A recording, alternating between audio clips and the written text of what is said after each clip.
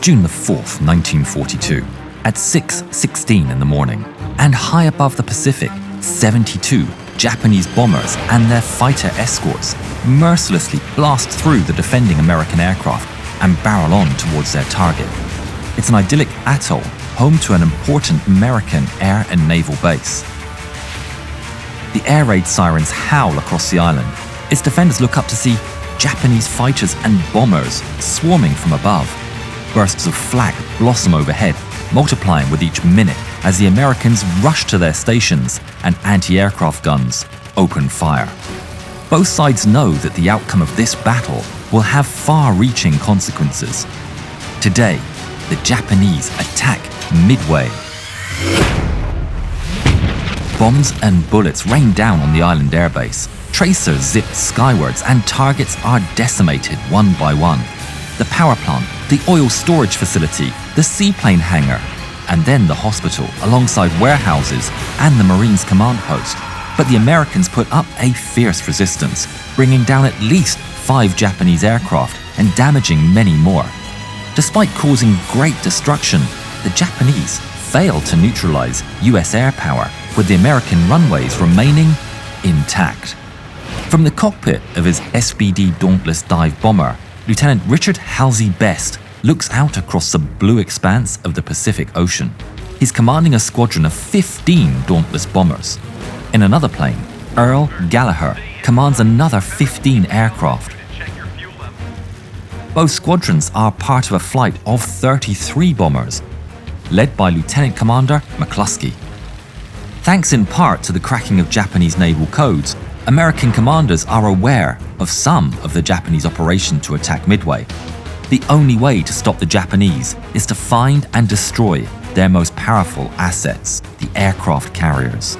Known as the Kidō Butai, the Japanese aim is to use these carriers to neutralize and capture Midway, and then to use the island as a trap, luring in the last of the severely weakened American Pacific naval forces that have survived Pearl Harbor into a decisive battle. McClusky leads the flight over the area he estimates Kidō Butai to be, only to find an empty square of ocean. But that's not his only problem. He looks down at his controls to see his fuel levels are dangerously low. He presses on, determined that this flight will not be for nothing. He turns the formation to fly west, then to fly northwest, intending to conduct a standard box search. McClusky grits his teeth, praying for a change in fortune. He spots a white streak in the ocean, the trail of the Japanese destroyer making at great speed. Its white wake paints an arrow in the blanket of the blue sea. I see them, boys. I finally see them. The ship is clearly trying to catch up to the Kidō Butai. Best, McClusky and Gallaher feel a surge of optimism, and McClusky leads the flight north. As they draw closer and the dark shapes fade to the clear outlines of Japanese aircraft carriers, they know they found the Kidō Butai. But Best notices the impressive formation appears to be in some disarray. Far below its sea level, there are American planes already attacking the fleet. It's Lem Massey's torpedo squadron from the Yorktown. Best soon realizes it's a conclusion of a disaster. The slow and vulnerable TBD Devastators are no match for the defending Japanese Zeros and countless anti-aircraft guns. The TBDs are cut down mercilessly, and what's left of them flies in disarray, with every man for himself. High above, McClusky observes the 4 Japanese carriers. The southernmost and nearest is the giant Kaga. 2 miles ahead of it and 5 to 7 miles to the right is the Akagi, flagship of the Kidō Butai's commander, Admiral Nagumo. 14 miles beyond them, it's the Hiryu. Another 6 miles beyond her is the Soryu. Although the Japanese defense is impressive, the box formation of the Kidō Butai has completely disintegrated. Each ship is several miles away from the next, having maneuvered to avoid the American torpedo attack, crammed with planes, still being rearmed and unable to take off. McClusky's American dive bombers have the crucial element of surprise. Not only that, but unknown to any in McClusky's group, another dive bomber squadron from Yorktown has arrived on scene at the same time by pure chance.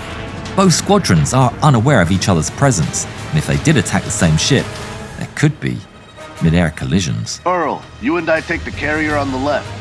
Best, you take the carrier on the right.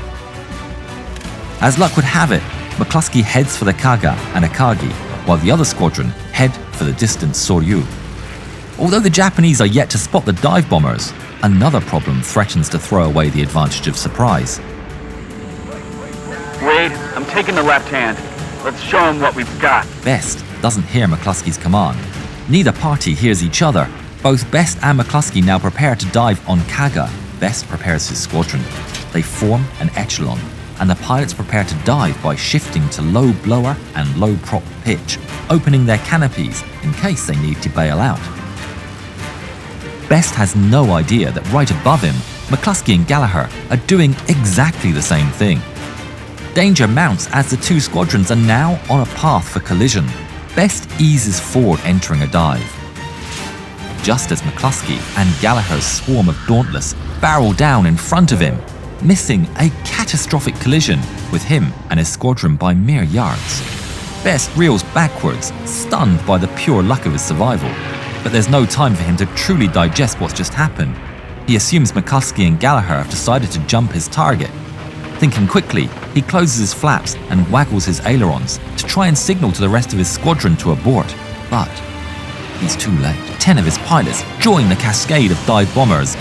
Only Best's two wingmen, Ed Kroger and Ensign Frederick Weber, are close enough to see his frantic signals and hold up. McClusky, Earl Gallaher, and 25 other Dauntlesses hurtle towards the Kaga. Lacking radar, the only warning the Japanese aboard the ship have is the thundering of planes as they turn their eyes skywards. The first 3 bombers miss, but the Kaga is plunged into chaos as orders are screamed across the deck for the men to crank every gun skyward. Earl Gallaher grips his sight, trained on the immense aircraft carrier. This has to be a hit. The ship's outline fills up his sights as he gets closer and closer. He clenches his jaw and releases. The 500-pound armor-piercing bomb hurtles towards the ship and slams squarely in the middle of the flight deck. Bomb after bomb find their marks in succession. The next comes for the Kaga's bridge. It's obliterated by a direct hit, full of planes being rearmed and refueled. A chain reaction of catastrophic explosions rocks the ship. 1 carrier is down. From 12,000 feet above, Best watches the drama unfold. Single dive bombers from the American carrier Yorktown dive for another Japanese carrier, the Soryu. Hit after hit tears the Soryu apart, unleashing internal explosions that tear through the men and planes alike. The first 2 carriers are being pummeled at 4 or 5 second intervals, smoke pouring into the sky. Amidst the chaos, Best carefully plans his next move. With only 2 pilots having remained at his side, he leads the 3-plane formation to bank right. Climbing back up to 14,000 feet, Best and his wingmen prepare to make an attack run on the Akagi, Admiral Nagumo's flagship. The Japanese are focused on the conflict at sea level, yet despite holding the advantage of surprise, Best is unsure of what he can do with just 3 planes. He can't divide them to attack at different angles with such a small number, and the dire fuel situation means he can't maneuver for a bow-on attack. Best and his wingmen must hit the ship across its relatively narrow 100-foot width rather than its 850-foot length. Even a small miscalculation could leave the bombs missing the hull. Memories of Pearl Harbor fresh in his mind. Best is determined to give the Japanese a taste of their own medicine. He makes a decision. Let's get them, boys. On his signal, the planes open their flaps and ease into a long dive. It was a calm and placid morning, he would later recall, thinking that it just felt like regular individual battle practice drill. As they near the ship, Best puts his bomb sight into the middle of the Akagi's flight deck. He watches 1-0 fighter taxi and take off from the ship. He's determined to make it the last. Bombs soar towards the aircraft carrier. As one bomb hits the bow, the other near the stern. At 15,000 feet, Best wrenches the release lever and his bomb lands square in the middle of the flight deck. As the plane levels, he can't resist to look back. A chain of explosions rocks the ship, igniting a flood of aviation fuel from carts and wrecked planes. Under most circumstances, a big carrier like this could be expected to absorb 4 or 5 bomb hits and still function.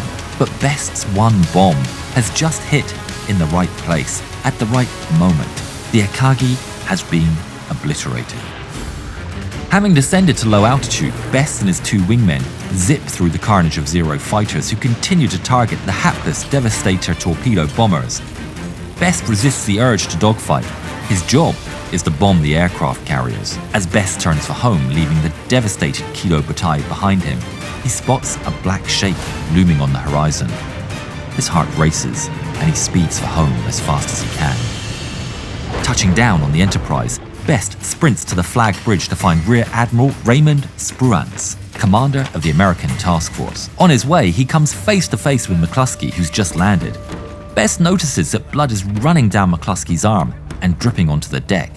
McClusky has parts of 5 bullets in his arm and shoulder, and before he can hear Best's news, he's rushed off to the sickbay. Best makes it to the bridge and quickly makes his case to Admiral Spruance. There are 3 carriers aflame and burning, but there's a 4th one up to the north. Permission to rearm and take off right away, sir? No, wait for the orders. We will get them. Yes, sir. But Best has to wait several hours before he can take off again. At 2:45 p.m., a report comes in. Admiral, we have their position. 1 carrier, 2 battleships, 3 heavy cruisers, 4 destroyers, course north, speed 20 knots. The enemy ships bear 278 degrees from Task Force 16.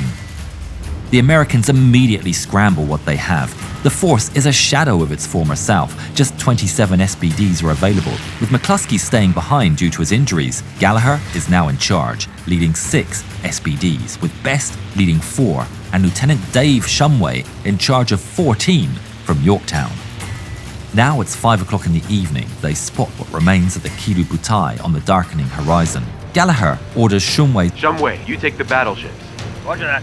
leaving him and Best's 10 aircraft to take out the Hiryu, the last of the carriers. Although the Japanese have Zeros patrolling at altitude, it's only as Gallaher eases forward and plunges into a dive that they discover the Americans.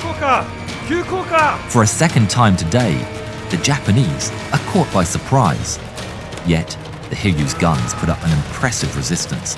Gallaher watches the fire from the anti-aircraft's muzzles light up both sides of the carrier as he fixes his bomb sight. But just as he commits to his dive angle, the Hiryu turns sharply. She's surprisingly agile for a big ship, and it catches Gallaher off guard. He's already committed to the dive. He attempts to compensate by pulling up as he releases a bomb. The bomb misses astern, and Gallaher wrenches his back, pulling out of the hard G's. After witnessing the next 2 bombs also miss the ship, Shumway decides to forget about the battleships and leads his squadron against the carrier. It's the right decision, but it throws the pilots into confusion as Shumway's group and Best's 4-plane section both dive on the Hiryu at the same time. Once again, Best finds himself having to maneuver at the last moment while he's preparing to dive. Turning to come in at a different angle gives the enemy Zero fighters a second chance to attack, and Best and his planes hold their turn. He looks to his side to see bullets rake his wingman, Fred Weber's aircraft. Best watches his friend hurtle towards the ocean, a wave of rage racing through him. He points his plane straight for the starboard bow. For the second time that day, Dick Best's bomb slams into a ship, striking her forward elevator and blowing part of it into Hiryu's small island. 3 more bombs strike in succession, all in the same area, creating a single massive crater in her flight deck. From high above, it looks as if a giant's hand has reached down and scooped out the Hiryu's bow section, leaving a gaping cavern in its wake. Like her sister ships, she's been wrecked beyond recovery. Dick Best prepares to return to the Enterprise in a bittersweet victory, mourning the loss of Weber and glancing down to survey the devastation. In just a day, the Battle of Midway had been won.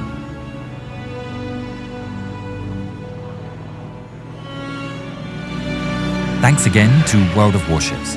Check out the link in the description.